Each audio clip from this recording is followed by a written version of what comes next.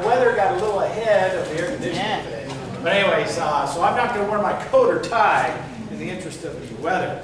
But thanks again so much for coming out to our Rio Vista Town Hall. This is our number 7 Town Hall as we've been campaigning around the district, getting our message and what we're running on out to all the voters. And we have 3 more next month. But tonight, this is about you and trying to let you hear from me why I'm running, why I want to be your congressman, what kind of voice I will be for you in Washington, D.C.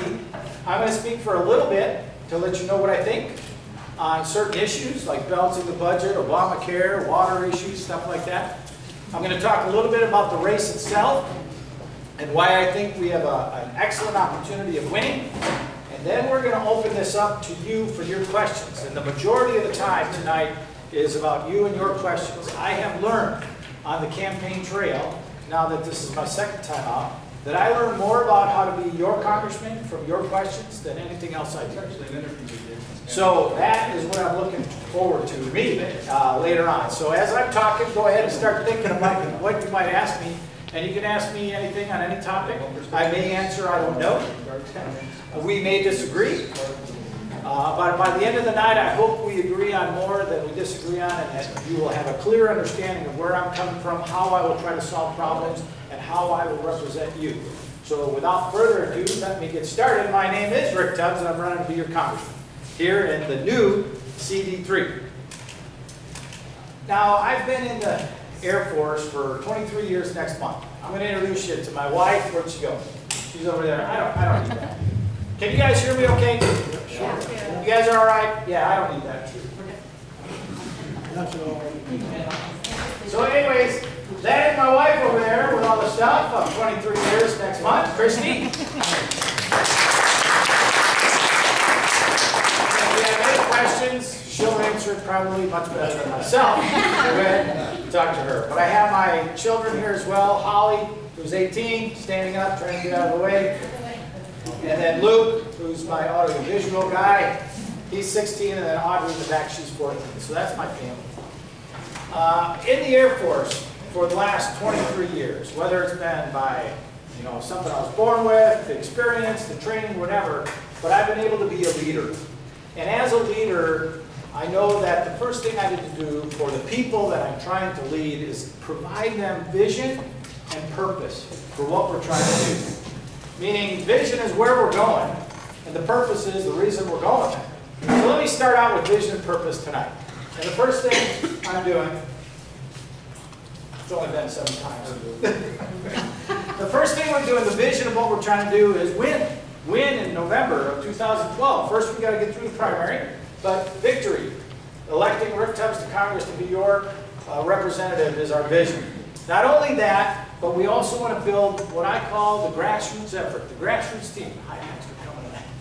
The grassroots team that will put together a campaign to get the message out of what we're talking about tonight to the voter. Because I really want the voter to make an informed decision. Not just vote Republican or Democrat or whatever other stereotype there is. I want the district to know why I'm running and what I will do when I get to Congress. So this grassroots team that we're trying to build, though we are building, it's growing strong, is part of the vision as well. And the purpose is simply what the main issues I'm running on. When you think about voting for me, and again tonight, you will have a clear understanding of who I am, what I'm doing, and you will say, yep, I like that guy, I'm voting for him, or you're going to know, nope, that's not the right guy. So have a cookie and God bless you, have a nice day. But when you pull the lever for Rick Tubbs to be your congressman, this is what I'm going to go do as my primary priorities out there. And the first thing is the obvious, balance the budget.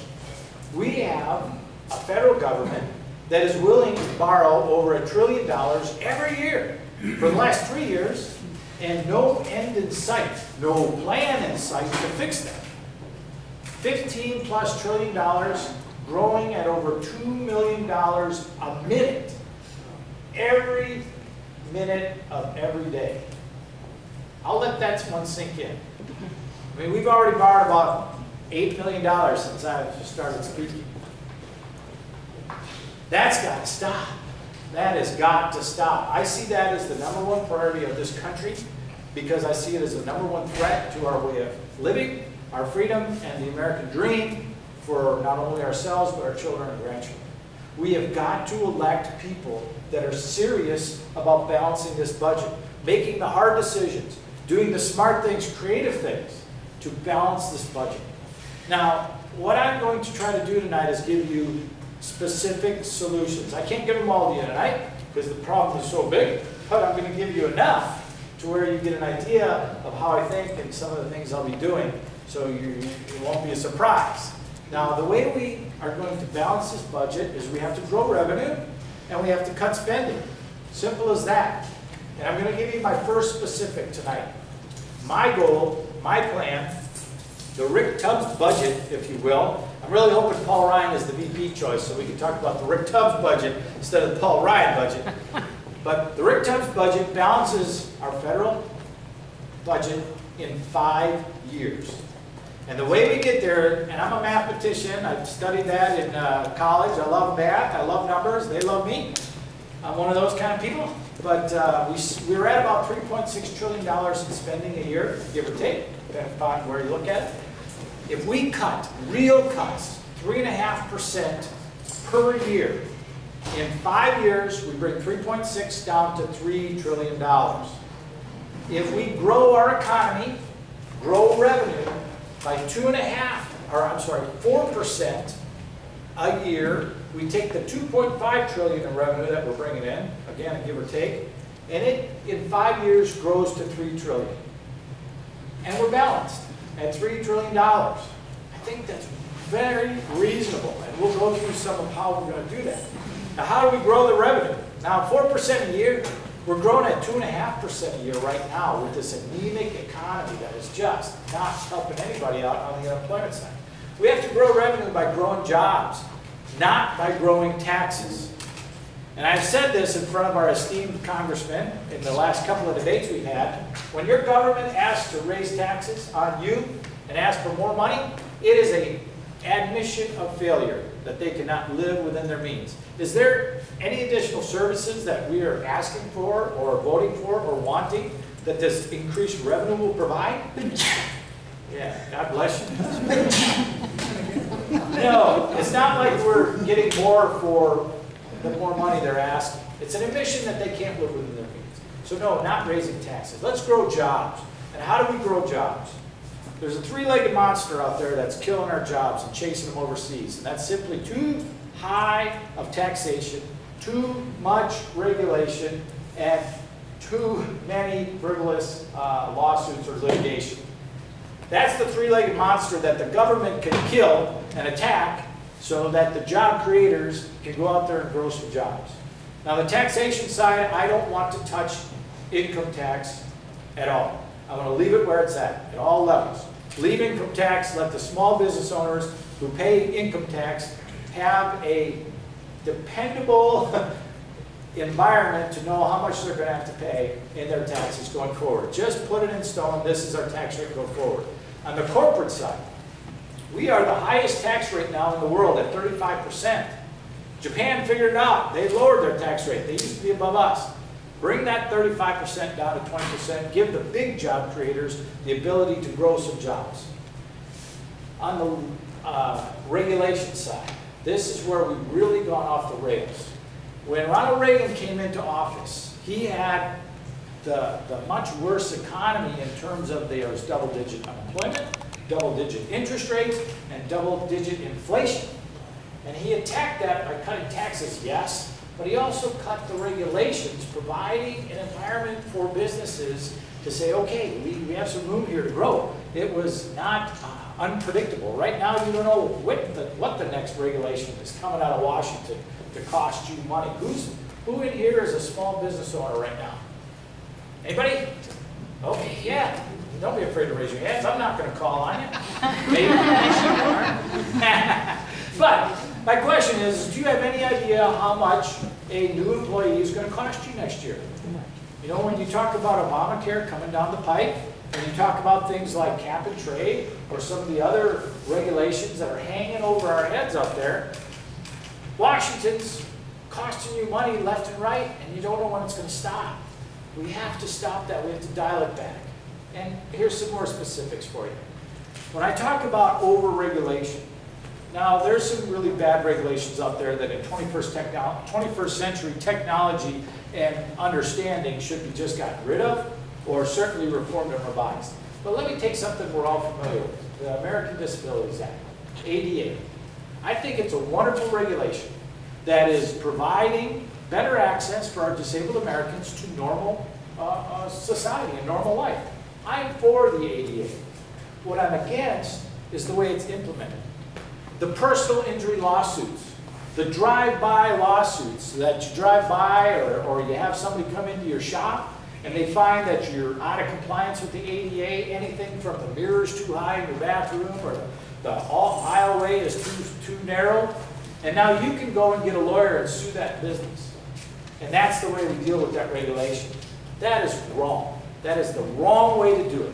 What is the intent of the regulation? To provide better access for disabled Americans. Not to be lottery tickets for anybody who wants to go ahead and hire a lawyer and try to sue you. And how is this costing jobs? This is one of my favorite stories. I tell it all the time. Is I'm talking to a restaurant owner in Martinez last time I ran, and there's other stories. But he told me how he was going to open up a second restaurant in Martinez, hire 30 more people. This is bringing it home. We're not even talking about big things. 30 more people, but he was hit with one of these drive-by lawsuits where somebody came in, found he was uncompliant with the ADA, and they sued him. And he had to spend a lot of money defending himself and getting in compliance, all that stuff. Cost him some of his seat capital. Now on the litigation side, the too many frivolous lawsuits, he said he fired, and this was the double whammy he got, he fired one of his employees because they were stealing money out of the till. That should be a clean cut, right? I mean, that should be easy. So he fired him. A little while later, that employee, ex-employee, comes back and sues him for unlawful termination. So the restaurant owner gets a lawyer, and the lawyer says, yep, dead to rights, you're going to win this case, no problem. However, it's going to cost you $50,000 to $75,000 for me to win this case for you. So my suggestion is write a check for 25 grand and hope that he goes away. Between those two, he said, no money for the second restaurant, 30 jobs gone because of just a poor way of the way we have regulation and lawsuits in this country. So ADA, get rid of the frivolous lawsuit, make the compliance issue between the government and the business owner, not between some drive-by lawyer that's trying to make some money off of you. And let's get these jobs back. Now, I'm going to tell you another quick story back in Vacaville, or up to date. We had I was talking to the owner of a car. What do you call it? Dealership. Dealership, thanks. Dealership. And every year they would put on a wonderful family day with rides and Ferris wheels and games and food, and everybody would come out, and it was wonderful. They'd shut down the street. He wouldn't sell one car that day. He shut down his business to put on this great event for the community. And it was wonderful. One year, a couple is getting off the Ferris wheel, and the lady trips and falls. According to the owner, and he told me the story, over her own 2 feet, there was nothing there. She just fell, and she was like going to get up and walk away, but the husband goes, no, this is our chance. And the husband goes to the owner and says, hey, my wife hurt herself coming off your ride. I want one of the cars on the lot. Well, this owner had a little gumption and said, no, right? And so it's over a year of lawsuits, and they go back and forth, and it's just a headache, and he had to pay all his legal bills. And guess what? Not only did it hurt the business, but now he says, I can't afford to have that liability. And that community event that a lot of people look forward to is no longer happening in my community because of some lousy, frivolous lawsuit that should have never happened. So how do we deal with that? Solution number 3 tonight is loser pays. You bring a lawsuit against me that's frivolous, that I'm completely innocent, and it shouldn't be coming at me, you're going to pay my legal bills if I win in court. Now, of course, there's got to be some protections in there when you have the little guy and the big guy. The big guy will bury you in legal fees. When you have a legitimate reason, and we can have a review board, something. But you got to have the ability of that person that says, I want a car off the lot for his wife tripping over her own 2 feet.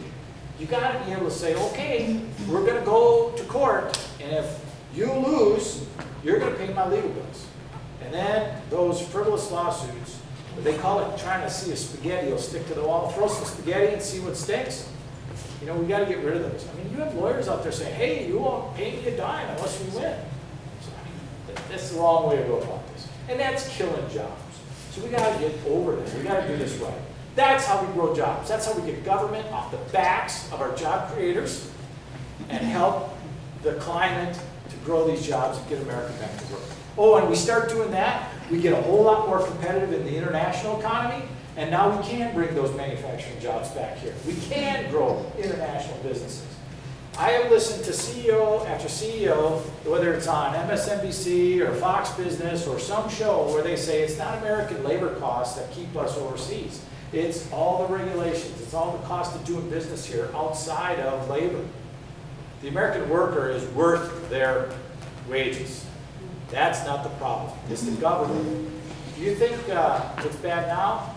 Cap and trade, the extra expense on our energy for passing that kind of legislation, which the House passed under the Democrats. John Garamendi, your congressman, if I lose, keep that in mind, he's all for cap and trade, okay? That is going to kill jobs everywhere worse than I can even think of. I don't want it to happen. You remember your president said coal plants will necessarily go bankrupt under the energy prices that we're talking about if they try to open. So anyways, growing jobs, absolutely important, but we need people that understand the realities of life like you, small business owners do, to make some rules that make sense. Okay, cutting spending.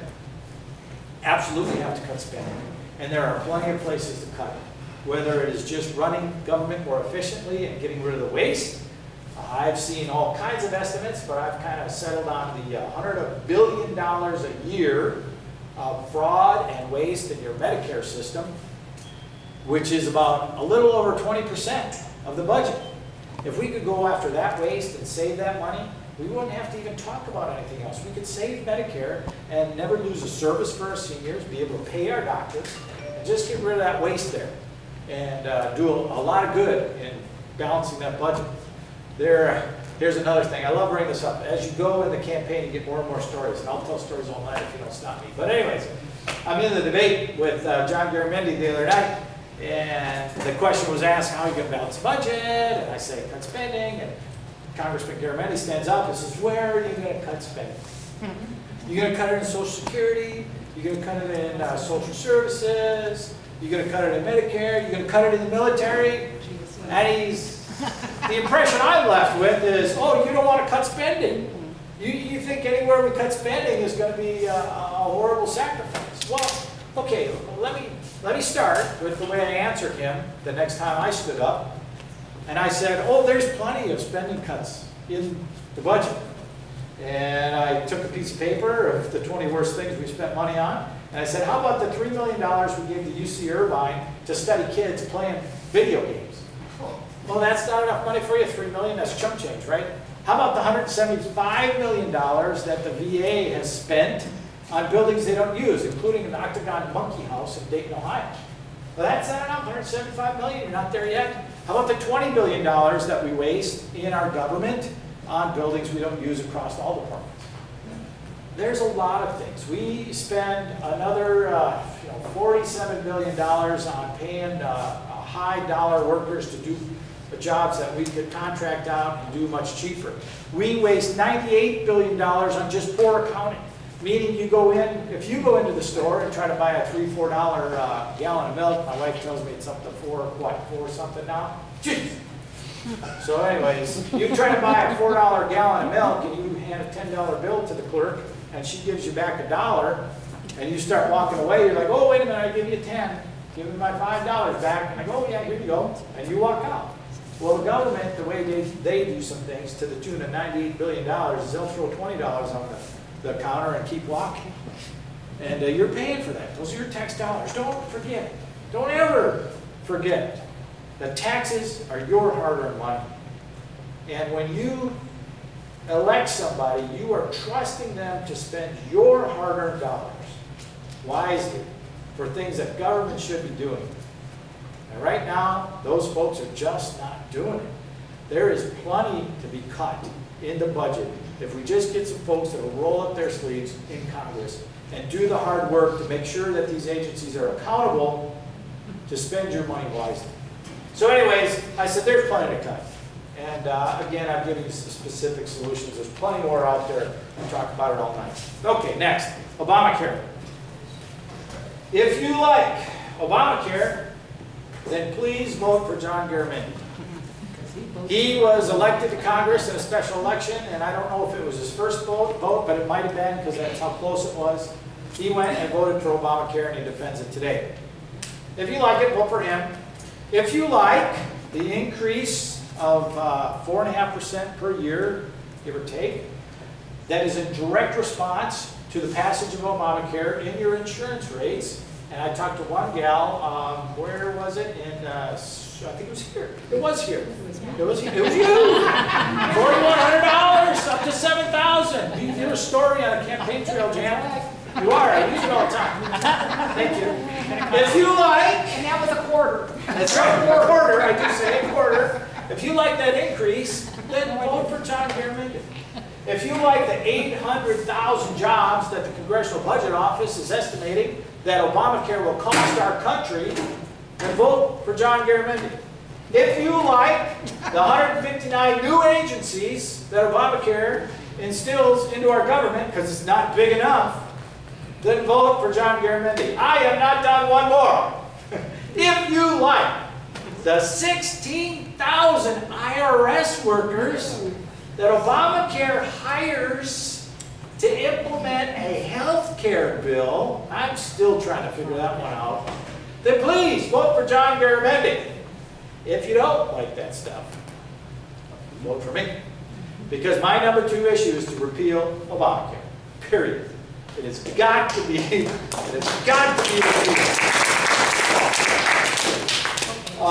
there are some good things in it, don't get me wrong. I like the idea that my 18-year-old, I can keep her on my insurance until she's 26. That's a good thing, but it costs money. I like the idea of making sure that pre-existing conditions are not discriminated against and you can get insurance with that, but it costs money. I like the idea that if you do get sick under your current insurance, they are not allowed to drop you. And I heard a horrible story about a couple, both making 90 grand a year, 180 grand, and they had a baby. The baby was premature, went into intensive care, insurance dropped them, and at 180 grand a year, they went bankrupt. That's horrible and should not happen. So I like that provision, but it costs money. Don't let anybody tell you that this stuff is going to be cheaper if we do those kind of things. So, but is it worth it? That's the question. How do we save money? First of all, tort reform. We have got to have some tort reform so doctors can pay attention to you instead of satisfying lawyers and malpractice lawsuits. We've got to put it in cross-state competition. Now, John Garamendi came out very strongly against it, used his experience as insurance commissioner to say how people are going to scam you. Well, my car insurance comes from Texas, USAA. It's a military insurance. It's some of the best in the country, and I love it. A lot of other people have car insurance across state lines. Why can't we do that in health insurance? It's easy. There are some good regulations out there, and I think we can protect you from scamming just like we do in car insurance. Okay, so those are some of the things we can do. There's a lot of other things we can do. Why does an uninsured person get off the hook if they go into the emergency room and don't have insurance? Why is it automatically assumed they're not going to pay their bill? Why do we say that as the reason why we need to insure everybody? I talked to a 53-year-old small business owner that says, I am self-insured. I don't buy insurance. If I need insurance, I'm going to pay it myself. Now, yeah, you talk about catastrophic, all those things, we can talk about that. But why is it assumed that they're off the hook? Give them a bill. They got to pay for it, okay? Some other things. Anyways, Obamacare's got to be repealed. We replace it with some reform, but remember, this is the best healthcare system in the world. People come from all over the world that are here. It is more expensive because it's the best, the quality is the highest, and access is huge compared to the rest of the world. If I want a doctor's appointment tomorrow, Saturday, so emergency room. But let's say it's Sunday afternoon, I'm getting the sniffles, and I ask my wife, dear, can you call the doctor tomorrow and help me out? She'll call, she gets up at 7:30, she always gets up early. She'll call 7:30 Kaiser, who's my insurance, and by 1 o'clock that afternoon, I'll be seeing a doctor. Try that and some socialized medicine, government take over the place, it's not. 6 months. That's why it's more expensive here, it's worth it. Okay, second issue done. Third issue, the California water supply crisis. I see a couple of farmers in here, a couple of folks, this is important too, right? We've been sitting on our hands for over 30 years, not solving the problem of increasing supply for our California water. We've got to do that. And it's not enough to prioritize and sacrifice some areas that need water. We need drinking water, no doubt about it, basic necessity. We need to save our delta. You know, the salt water coming in from the ocean, the fresh water coming down from the rivers to make that balance so we don't have a saltwater marsh in the delta, and all the farming, and, sportsmen and environment. There's all kind of reasons why we need to make sure our delta is safe and taken care of. But our agricultural industry in California is also an industry that needs water. We can't sacrifice it. We can't say, oh, sorry, don't have enough water this year. Let's let the Central Valley or our Delta area dry up. And sorry, you can't do that. We have to have an answer that provides water for everybody. And that's simply increased storage, water recycling, and some desalinization in some of the larger areas of population. Increasing storage. Here's solution number whatever I'm on right now. We have to grow the water supply by storing that winter water that just rushes out to the ocean.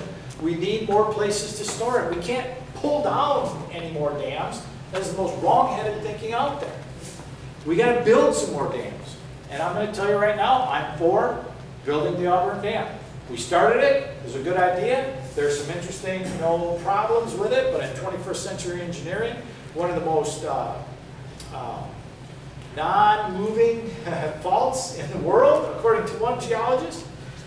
We need to build that Auburn Dam with some good engineering that will protect it if there is ever a mild earthquake underneath it.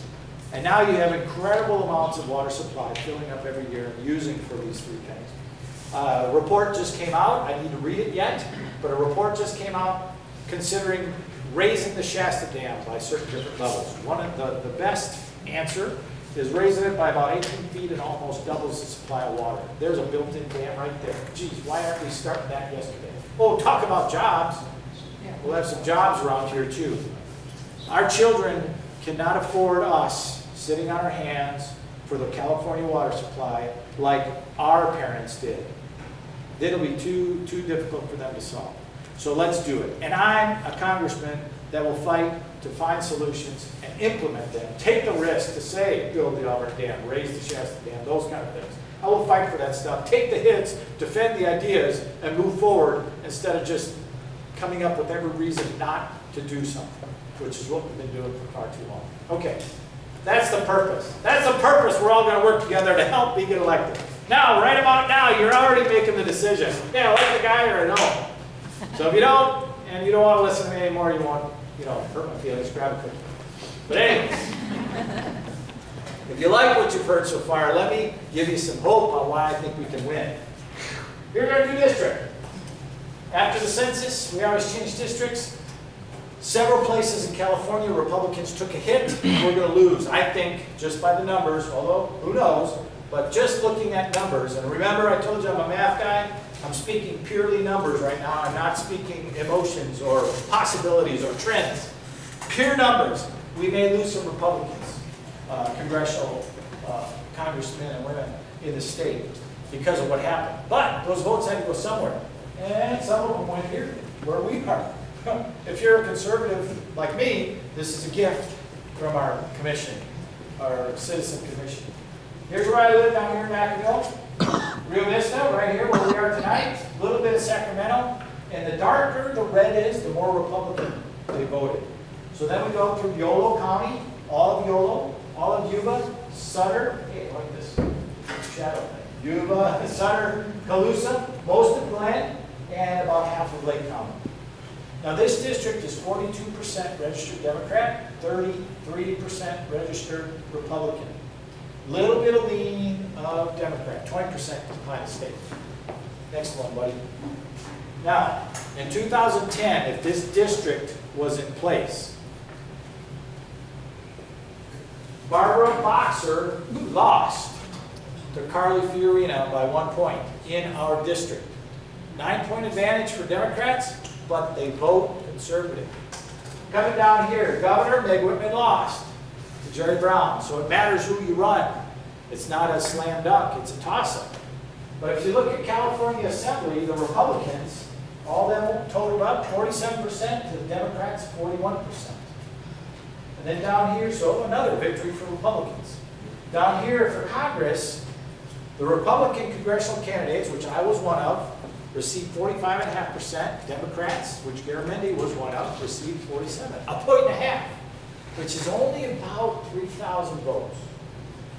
So we, in this district, have to make up 3,000 votes to win in 2012. Now, why do I think we can do that? Well, next slide, please. Here's what we did in 2010. We have some experience behind us. We have some reasons to believe that we can win. Now, I call it the 5 snowflake snowball that we started with. My wife and 3 kids and myself back in January of 2009. And we were on top of that hill, and it started rolling, gathering steam and speed and more snowflakes. Grew a grassroots effort to over 800 people raised their hand and said, I want to help you get elected. 1,000 donors. Started with 1,000 donors, and it was a huge effort. It was incredible. And it was grassroots. And it went. Now, the results of that effort. Now, I ran in places like Richmond, Vallejo. It was a district where it was 59% Democrats, 20% Republican. So when you talk 42 to 33, I'm feeling pretty good. But you take a look at a microcosm of our district, and the only overlap between last time and this time is Vacaville, where I live.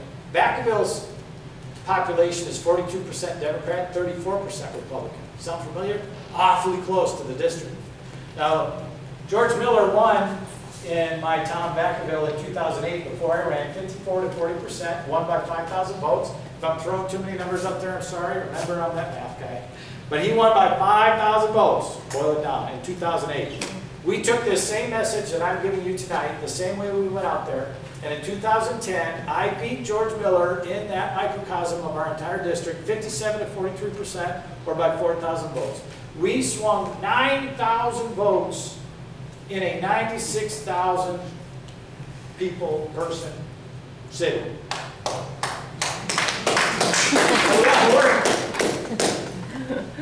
And all we got to do is 3,000 in the rest of the district. All we got to do is convince 3,000 people that we need somebody different than what we have. We have 11% approval rate of Congress right now. Not too hard. Well, let me give you a little bit more here. Next one. Yeah, about who I am. Why did we do so well? Why were we able to pick up all those votes in Vacaville and across the district, really? We did very well in the rest of the district, relatively speaking, but we still lost. So why were we able to do so well? It's because of my story and my solutions and who I am. Now, my story is, I've got, math degree, I've talked about that, military service. Any Vietnam vets in here? Yeah, thank you, sir. Now, I'm going to tell you right now that our country did you wrong when you came home. But what happened is our country learned their lesson thanks to your sacrifice. And our country has absolutely did me right and all my other Gulf War and Afghan and Iraqi war veterans. And they have been nothing but appreciative of our service. And I can't go anywhere in uniform without somebody saying thank you for your service. It is incredible. And it's because of your sacrifice, what you went through, that I have benefited. And it has been wonderful, so thank you. That military service is respected across party lines. Now, another thing about who I am is I grew up on welfare. And I'm not proud of it, but at the same time, I'm not ashamed of it. I know what it was like, and I see welfare as an investment into our citizens to pay back, to help them through their rough time. They get off it, they go out like I have, and they pay that investment back. And now the Democrats who might shut the door in my face and not want to listen to me because I'm a Republican are like, well, wait a minute. There's something different about this guy. Then I also tell them I'm a union member. As an airline pilot for United Airlines, I'm a member of a union. And they scratch their head and they go, are you sure you're Republican? Yes, I'm Republican. But here's the deal. I don't talk about Republican or Democrat. I could care less. I'm a Republican. Yes, and I'm proud of it. But party doesn't matter to me. As a military guy, I care about solving problems. And the way I solve problems, once you get through that partisan barrier, once they kind of drop that, oh, you're a Republican, I don't want to listen to you, now we start talking about solutions. And my solutions are definitely common sense, which means they work for today and tomorrow. They are conservative, which means I would like to have smaller government, not larger government. I look to the American citizen, the American entrepreneur, the American worker as the primary source of solutions. Before I look to government, it's not government first with me. And then I talk about constitutional, common sense, conservative, constitutional solutions. Because the Constitution was a wonderful document that stood on the shoulders of so many giants in the history of humankind. We got it right. And we created the best country in the history of humankind. And so there's a lot of good wisdom in there that I look to help me frame solutions. But once we talk about solutions and not about parties, I find a lot of agreement with my fellow Americans that don't happen to be Republicans. And we win those votes. And in my heart, who I am, I really don't care what party you're from. When I went to war, when I put my life on the line, I did it for all Americans. And I will do the same as your congressman. I will represent all the Americans in my district, and at that level, you represent all Americans in this country. And that's how I feel, and that comes across. So we do win those votes. 3,000 votes, I think, is not out of reach. I think it's well within reach. I think we'll do much better. So that's why I'm so hopeful. A little bit of more money. My wife and I have been small business owners in the past, dealing with some of the regulations down the pike. There's property management and development. We rented out to Section 8, which you learn a lot about regulations when you do that. Then I've done a bunch of military education too. I think the most enduring thing to you tonight will be that I have never held political office before. And then we did run in 2010. Okay, that's the end of what I have to say. Let me just wrap up before we go to questions. Hopefully you've heard tonight, one, how I will represent you in Washington, the way I think about solving problems, actual solutions, specifics. I gave you some tonight. During your questions, I'll give you more. Also, I will be open to hear from you when there's things that I need to know about to represent you well. I have certain principles that I will not bend on, balancing the budget. Okay, we've got to do that. But I have a lot. I want to hear your voice. I want to hear your opinion as I represent you out there. But also, hopefully you've seen that we've got a tried and true team that has shown some success that can bring this into the next level in this new gift of a district, and actually in California replace a liberal Democrat with a conservative Republican. That will be the shot heard around the world, and we are looking forward to that. So, as you sat there, I hope you had some questions. I'm going to open it up, and what have you got? Sir, Rick. I have a question in regard to Obamacare. Yeah. How would you fix Obamacare? Yeah, and I alluded to some of that already, but you pull it you just repeal it wholesale, throw it in the trash, replace it with a bill that keeps the 26-year child provision, because especially in this economy, when kids go to college, they come out, there's not a job for them, it's nice to have that ability to keep them on. Your insurance rates will be a little higher because of it, but I think it's good provision. Pre-existing conditions you keep, the protection for that. Also, making sure companies can't drop you. You keep that. You institute a free market solution of competition across state lines, of tort reform to make sure that people aren't trying to win lotteries by, oh, the doctor didn't cure me, doing his best. It didn't quite work out, so now I get to go sue. You have some tort reform in it. You bring in some streamlining of the system. You get rid of that $100 billion of waste in Medicare. Save Medicare. These are the things I would put into a health care bill going forward. I've listened to several doctors, had lunch with them, whatever, talked to them. One guy told me a great idea. Hi, sir. A great idea about If you're uninsured and you walk into the the emergency room, your bill is going to be way higher than the insured person. And it's something to do with pricing power and all that stuff. But you should have the same bill no matter who you are walking. You know, how about small businesses being able to pool together to lower their insurance rates? Another good idea that we would allow in an insurance bill that I would sign. Nothing to do about government, okay? Not taking over the healthcare system. Nothing to do with mandatory insurance rates just because you breathe it in this country. So that would be a lot I'd put in there.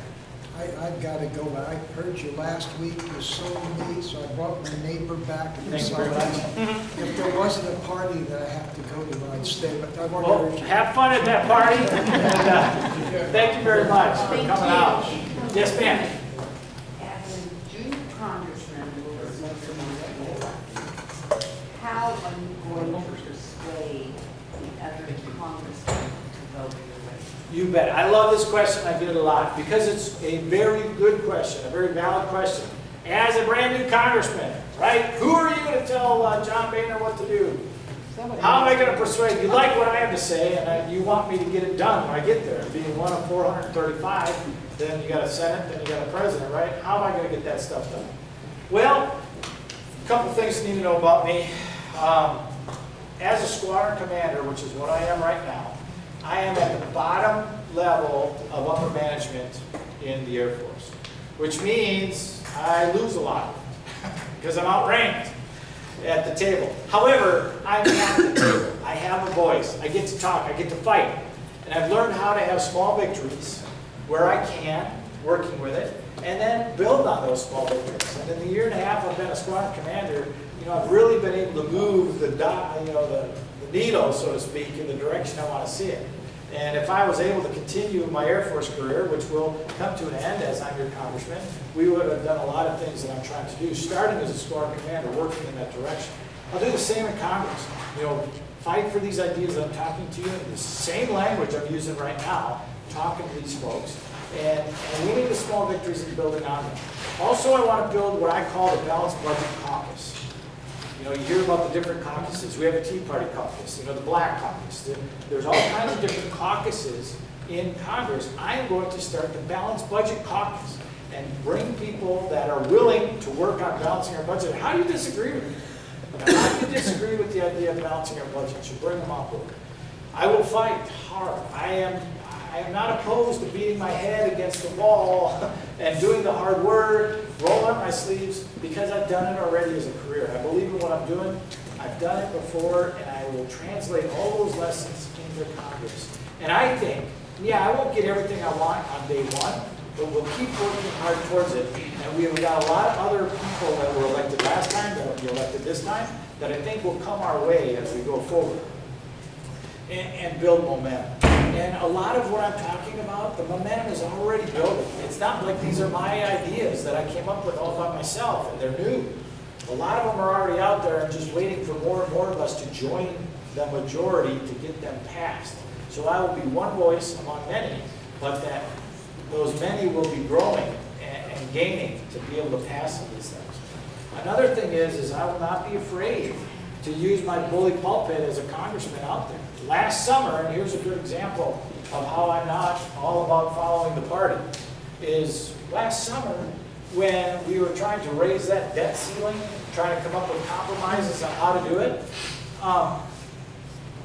the Republicans were all about no revenue increases, nothing to do with revenue increases, only budget cuts. Well, okay, but then you had the Democratic PR geniuses over there with that nice little commercial throwing Granny off the cliff out of a wheelchair. You know, all those bad, evil, horrible Republicans, all they want to do is cut and make your life miserable. And there we are saying no revenue increases. So then they go one step further and the Democrats throw out that tax incentive for corporate jets. Come on, give us that as a compromise. And the Republicans, no, you know, revenue increases. And so it really looks bad. I mean, I would have been in John Boehner's office saying, sir, a conservative principle is lowering the complexity of our tax code, getting rid of these special interest tax loopholes. It serves our goal to give up a tax loophole for corporate jets. We need to do that. Oh, and by the way, it should be, this conversation should be about how much can we cut. This conversation should be about how many jobs can we grow? How do we get to the balanced budget? How do we take care of the future for our children? I'm going to Washington to be a leader. I'm going to Washington to help change the dialogue on what we're doing. And this is, last summer, I was yelling at the TV, you know, saying this stuff. Come on, this isn't about cutting spending. This is about the future, you know? And so that's one way, and hopefully that makes sense to those there. And I know that I'll be a young guy. They'll probably put a desk in the street for me. I don't know. But I know don't the parliamentarian there. Yeah. But you see a little bit how I'll fight there. And I've had experience doing it already in my military career. And I am ready to go do the work and understand the toil that it will be. And I'm willing to do it.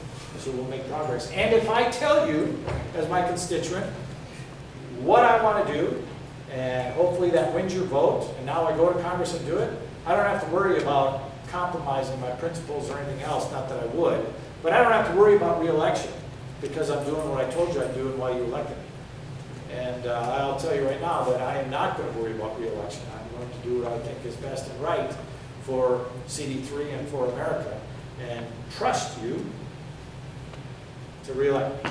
So that'll give you a little bit. Yes, ma'am. Back to health care. I understand that now any of us that are 70 and older this year, if we had a major stroke, that the instructions are just to make us comfortable because they're not going to do anything more for us because we're too old. Is that correct?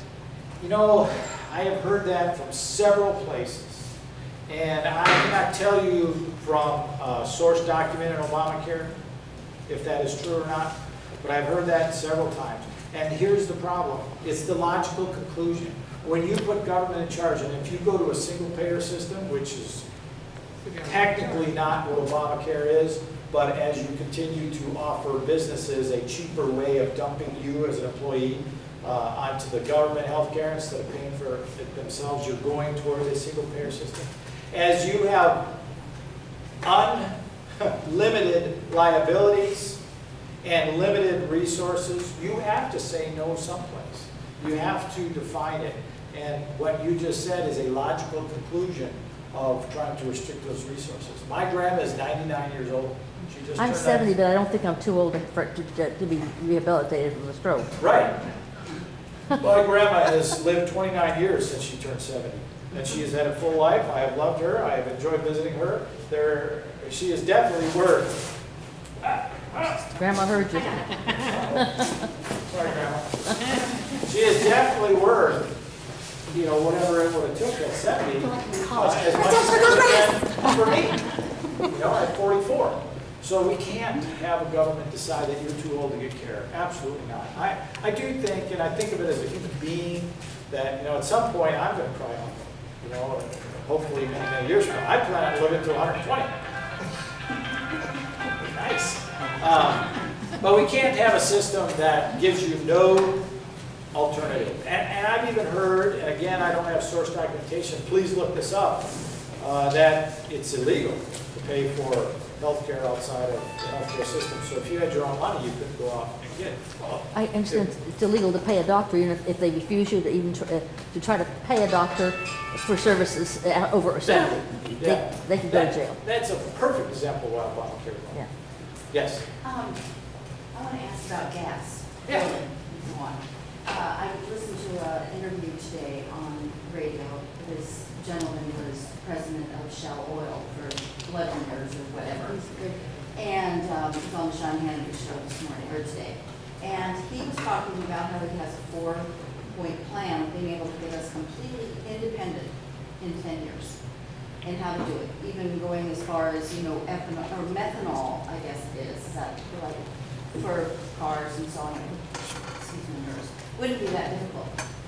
You're a numbers person, and President Obama keeps saying that we only have 2% of the world's, you know, oil supply, which, as he said, is totally false. And he was a Democrat, but he's so disillusioned with him, he will not be voting for him again this year. 2% is only what is absolutely proven that we have. It's not everything else, all the billions of barrels that we have that still need to be, you know, in Alaska, off our coast, off, you know, everywhere. So how, in the Keystone Pipe thing, how do you get us to start using these resources? They're renewable. It's not like they're going away. We have more than the Middle East. We could just stick our nose up to OPEC.